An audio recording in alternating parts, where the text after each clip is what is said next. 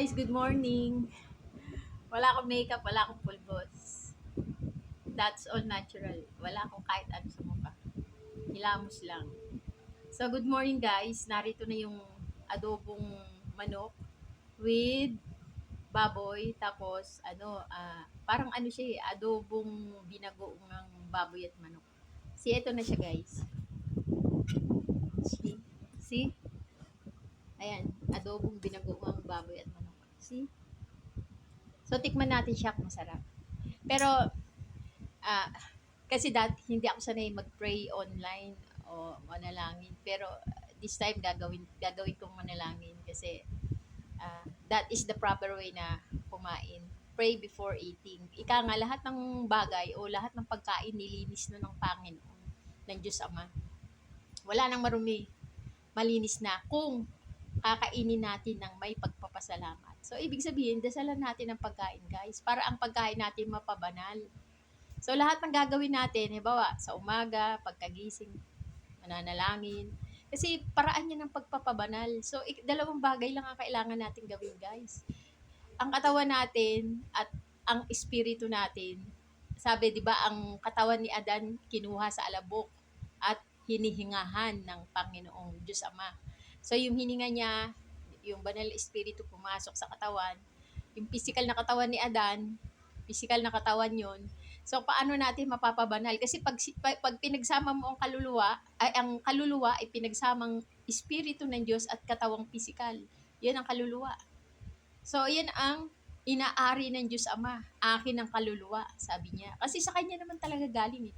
Ang imahe natin, sabi, gawin natin ang mga tao ayon sa ating imahe. So, ang ating imahe, hindi yung katawang physical natin, hindi yan ang inanyuhan ng Diyos Ama para na nakaayon sa Kanyang imahe. Hindi. Ang ating imahe, yung ating kaluluwa, yun ang inanyuhan niya ayon sa Kanyang anyo. So, yun ay ang ating katawang pisikal at ang kanyang hininga. So, paano natin mapapabanal ang ating katawang pisikal? So, pag ang katawang pisikal ay gumagawa ng kabutihan, yun ay kabanalan. At pag pinagsama mo yung katawang pisikal at hininga ng Diyos, yun ang kaluluwa. So, ang katawang pisikal na gumagawa ng kabanalan o mabubuting bagay, yun ang aangkinin ng Diyos Ama. Kasi hindi yayakapin ng Espiritu ng Diyos ang katawang pisikal pag masama eh. Halimbawa, katawang pisikal mo gumagawa ng kasamaan, hindi yayakapin ng banal na espiritu. Pero para mayakap ng banal na espiritu ang katawang pisikal ng tao, kailangan gumawa ng kabanalan, ng kabutihan. So, ang sabi tayo ay ginawa ayon o para kay Hesukristo. Ang katawan natin ay ginawa. Ang katawan kasi natin, aangkinin niya ng Panginoong Hesukristo. Sabi niya, kayo ang aking katawan. Kayo ay nasa iisang katawan. Di ba sinabi nga ang iglesia ay isang katawan na nakaayon sa Panginoong Hesukristo. So, ang inaangkin naman ng Panginoong Hesukristo ay ang ating katawan. Kung ang Diyos Ama ang inaangkin ay ang ating kaluluwa, ang Panginoong Hesukristo ang inaangkin ay ang ating katawan.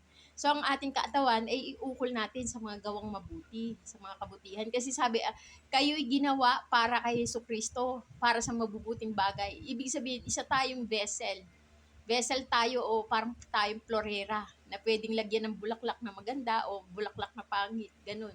So, pwede tayong lagyan ng maganda. So, ating free choice. Yung free choice natin, yun ang magdidikta kung maganda ba na bulaklak o pangit na bulaklak ang ilalagay sa atin. Kasi florera tayo eh.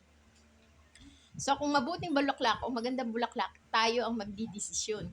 So, kailangan natin na bantayan ang ating free will. Kung ang ating free will ay nakaayon sa kabutihan, maliligtas tayo. Pero sino ba ang kabutihan? Ang Diyos Ama at ang Panginoong Hesukristo. Kung ang ating free will ay nakaayon sa kasamaan, sumpa yun, kamatayan, di ba? Kaya nga sabi, ariin mo anak ang buhay para mabuhay ka at ang iyong binhi. So, ibig sabihin yung buhay ay ang Panginoong Hesukristo. So, ariin natin yun. So, lahat guys ng bagay na pagkain nilinis na ng Diyos Ama. Yung pagkain, sabi nila, ayaw nila ng baboy. Wala tayong magagawa. It's a free choice. Sabi nga, silang may gusto nun. So, ang pagkain kailangan natin dasalan. So, guys, pasensya na kayo. Para sa akin, ang panalangin ay hindi kinakabisado. Ang panalangin ay para sa puso. Nanggagaling sa puso. Isang uri ng pakikipag-usap sa spiritual na paraan. So, ibig sabihin, mananalangin tayo, hindi yung kinakabisadong panalangin, kundi yung ating parang nakikipag-usap tayo sa Diyos Ama. Parang ang kinakausap natin ay ang ating Ama sa Espiritu. Kasi dalawa lang ang uri ng Ama, Father.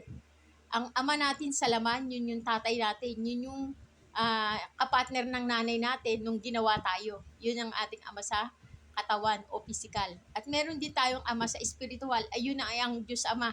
Yun ang nagsilang sa atin sa Espiritu. Ang Diyos Amang banal ng bayang Israel, God YHWH. So, yun ang ating Ama. So, ibig sabihin, ang Ama lang natin, dalawa lang, ha? Wala tayong ibang tatawaging Ama. Yung Father na yan, hindi totoo yan. Basta yun lang. So, mananalangin tayo sa Diyos Amang Banal. Okay, kain tayo guys. Manalangin muna tayo. Diyos Amang Banal ng Bayang Israel, maraming salamat po Ama sa pagkain na ito. Diyos Amang Banal ng Bayang Israel, kami po ay nasa harapan mo ngayon at nananalangin na kami po ay patawarin mo sa aming mga kasalanan at maraming salamat Ama sa pagpapalang ito ang aming kakainin ngayon at sa mga susunod pang araw. Muli Ama, basbasan mo kami ng iyong banal na Espiritu Ama para magawa namin ang kalooban namin para magawa namin ang kalooban mo. Sorry ha. Muli Ama, basbasan mo kami ng iyong banal na Espiritu para magawa namin ang kalooban mo. Mapabanal namin ang pangalan mo, masunod namin ang kautusan mo, maging asin at ilaw nawa kami ng sanlibutan ito. Muli Ama, bigyan mo kami ng isang pusong marunong kumilala ng masama at mabuti Ama. Bigyan mo kami ng isang pusong marunong magpatawad Ama, sapagkat ang pagpapatawad namin sa iyo ay pagpapatawad mo rin sa amin. Pag kami nagpatawad, patatawarin mo rin kami. Muli Ama, bigyan mo kami ng isang pusong marunong magpakumbaba sa iyong harapan. Muli Ama, Diyos Amang Banal ng Bayang Israel, bigyan mo kami ng isang pusong marunong sumunod nang hindi nag-aalinlangan sa iyong kautusan. Muli Ama, Diyos Amang Banal ng Bayang Israel, bigyan mo kami ng isang pusong marunong umibig sa aming kapwa, sapagkat ang pag-iibig namin sa aming kapwa ang ebidensya ng pag-iibig namin sa iyo. Muli Ama, kami po ay nagpapasalamat at maraming salamat po Ama, at patawarin mo po kami Ama sa aming mga kasalanan. Naway unawain mo ang aming pagkatao, ang aming pagiging tao, ang aming mga kakulangan. Muli Ama, ito ako pinapanalangin sa pangalan mo Ama, Diyos Amang Banal ng Bayang Israel. Tangi lamang sa aming manunubos, walang iba kundi ang iyong bugtong na anak, ang aming Haring si Kristo Jesus. Amen. Muli Ama guys, kain na tayo. Sensya na guys kasi sa totoo lang naninervyos akong ipakita ang aking pananalangin sa online kasi yan ay isang devotional, parang pansariling lang yan, activities kumbaga. Pero this time gusto ko lang talagang itama na kailangan talagang kumain kailangan talagang manalangin bago kumain. Sorry na sa mali-mali ko guys kasi alam mo na matanda na. Minsan nagkakalimot na rin ako. Kalikalimot kung tawagin ba yun? Mali-mali ang nasasabi. Mali-mali nga ang tawag dun eh. Yung may gusto ko sabihin pero mali ang nasasabi mo. Yun, ganun ako guys. So guys, kailangan ko lang talagang itama ang dapat gawin. Talagang dapat manalangin bago kumain. Lately kasi kumakain lang ako, walang panalangin, di ba? So this time kailangan ko talaga i-emphasize na manalangin bago kumain. So guys, kain na tayo guys.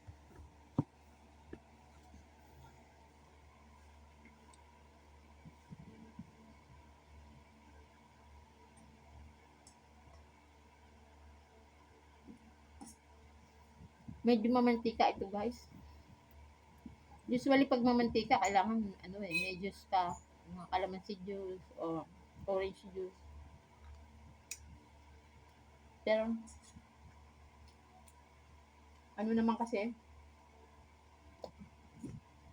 sa totoo lang, takot ako kumain ng mga mamantika. Mas gusto ko pa kumain araw-araw ng gulay. Kita mo yung bawang guys, oh. Hilaw pa siya. Masarap yan pagka hilaw yung bawang. See?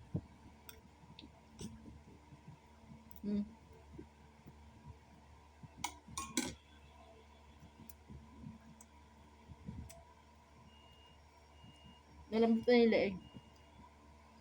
Malambot na yung leg guys.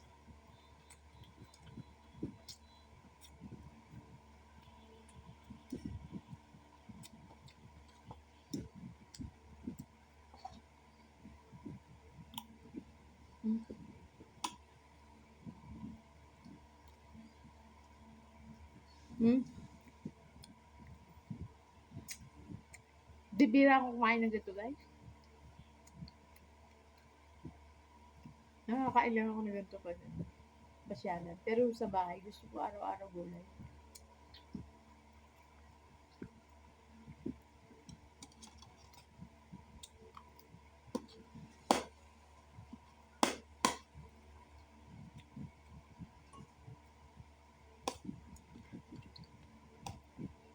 Tama lang yung ano, yung ah, suka, kalamansi, at saka ano, suka, kalamansi, toyo, sa bagoong. Nag-complement yung bagoong alamang, sa suka, toyo, at saka kalamansi. Parang adobong bagoong alamang labas.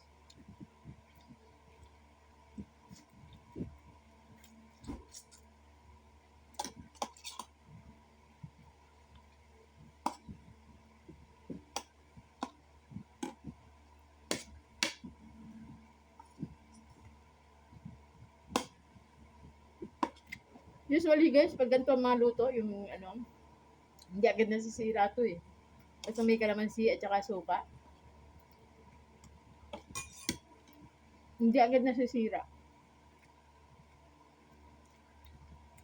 Yung nga adobo lang eh, yung toyo lang, hindi nasisira rin. Pag nag-adobo ka, toyo lang ilagay mo. Hindi nasisira.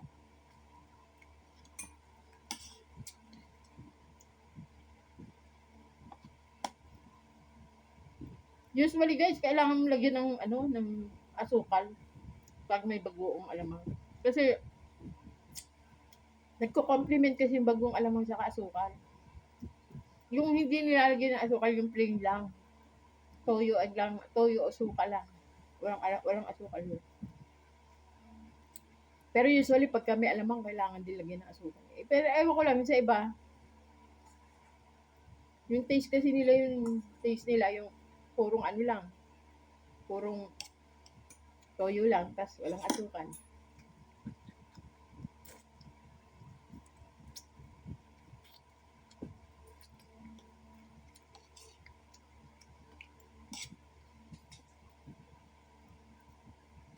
May upload sana ako kahapon guys, kaso sobrang ingay ng paligid, kaya dinilit ko na lang.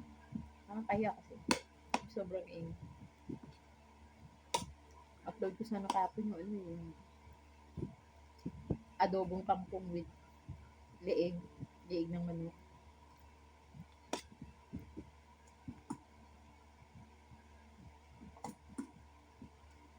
Pero at least ngayon, medyo tahimik, kaya nakapag-upload ako.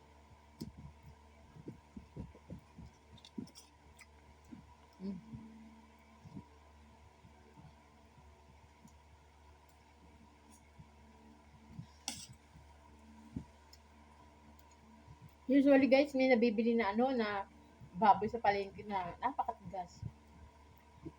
Sabi nila, ano daw yun, yung karne ng inahing baboy. Paano ba mapapalambot yun?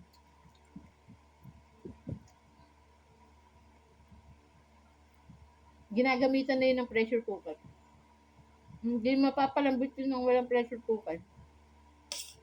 Kahit sa mga manok na native. Hindi mapapalambot ng walang pressure cooker.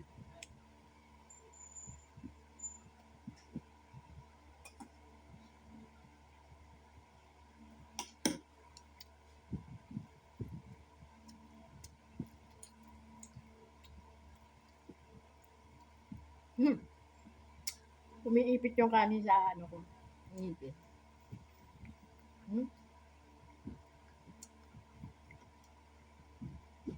Distortion na kasi guys yung ngipin ko sa taas.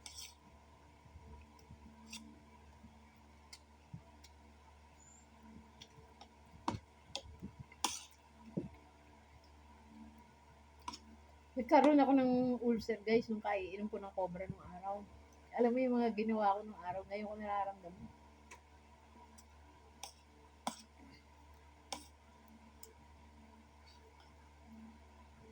Ano ginagamit ko sa ulcer ko guys?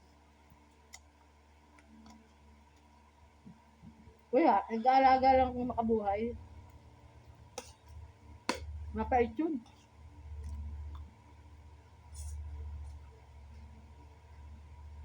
Ayoko na kasi uminom ng mga kung ano ng gamot.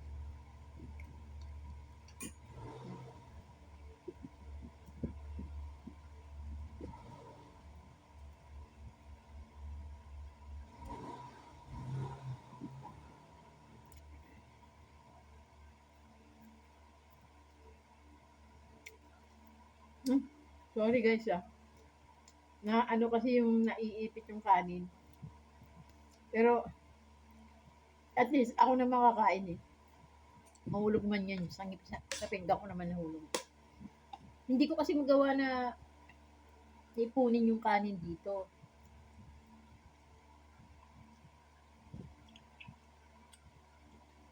Hmm. Inilabas ko na kasi yung kanin lahat pumupunta dito sa itaas. Bumubukol to. Nalalaglag. Mm-hmm. Kaya ako guys sa inyo, hanggat bata kayo, ingatan nyo ang ngipin nyo. Mm. Ang hirap maging ng pustiso guys. Hanggat bata kayo, huwag kayong nasira yung ngipin ko kasi yung kakain ako sa umaga, pag namalengke ako, meron dyan sa palengke ng Pasig na nagtitinda siya ng mainit na kape. Tapos ang lalaki ng mga pandesal niya. May mga palaman na relleno. Basta kung ano yung gusto mong palaman. Sardinas, o di kaya bacon. Paborito ko yung yung relleno. O di kaya yung palaman na relleno. Bila ko sa kanya isang malaking pandesal na ganyan. Tapos isang kape na napakainit. Grabe guys. Ang init talaga ng kape. Pag inano mo talaga, malalapnos yung dila mo eh. Nagmamadali ako syempre. So, ang gagawin ko, hihipan ko si kape, inumin ko napakainit. Ngayon, yung ngipin ko guys, syempre, yun ang unang-unang nadadali ng init. Napakainit. Yung ngipin ko.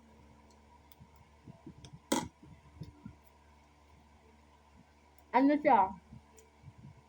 Pagkatapos kuminom ng kape na napakainit, iinom ako ng napakalamig na tubig. Ang sarap sa lalamunan yan. Yung sobrang init, napakainit na kape, tapos iinuman mo ng napakalamig na tubig. Ang sarap sa lalamunan. Pero may consequences yun.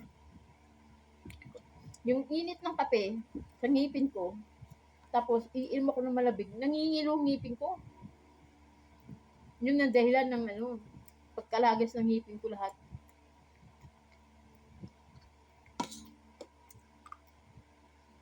Parang napasma yung ngipin ko sa ginagawa ko. Sobrang init ng kape, tapos iinuman mo ng napakalamig na tubig. Madaling nawala yung ngipin ko guys, sa taas.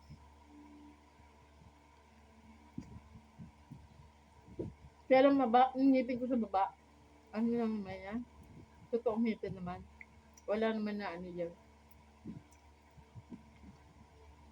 Ngipin ko lang sa taas.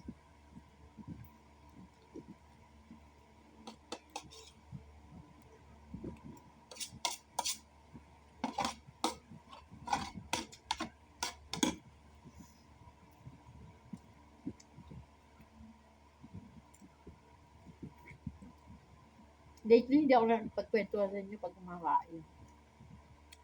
Nahiya kasi pa ako. Pero ngayon parang kumapal na mukha ko guys. Mga ka-FDL ko lang naman din kayo, di ba? Kaya hindi ko rin maiwanan ng reels eh. Ang dami ng kaibigan ko sa reels.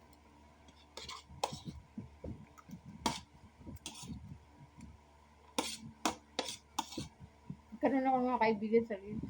Kaya masaya ang reels.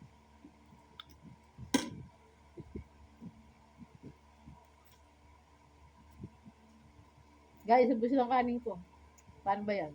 Tapos na kwentuhan. Sana Pero ulam ko Ay mo guys, hindi ako matawag pag ganito ulam. Parang takot nga ako kumain pag ganito ulam. Yung mga ganyan. Mga karne-karne lang. Hindi ako matakot sa karne.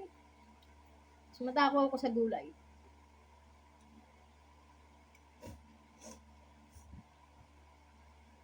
Sobrang anghang nung ano, nung nilagay kong alamang. Nagluto yung anak ko ng alamang ngayon. Sobrang anghang.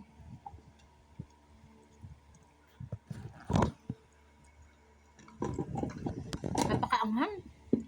Kahit inihahalo siya sa ulam, maanghang pa rin. Kaya tumutulo yung sipon ko, guys. Yan, sorry. Natuloy yung sipon ko. Grabe ang anghang ng alamang. Ubus na yung kanin ko, guys. Pero yung ulam ko, hindi pa.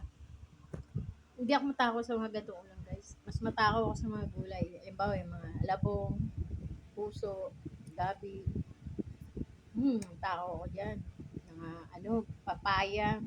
Sarap yan, papakbit. Paborito ko gulay. Kahit anong gulay. Basta gulay. Sige guys, bye. Mga ka-FB Reels. Kamusta? Update naman. Hindi. Lagi naman tayo nag-update sa engagement. Basta I love you guys. Bye.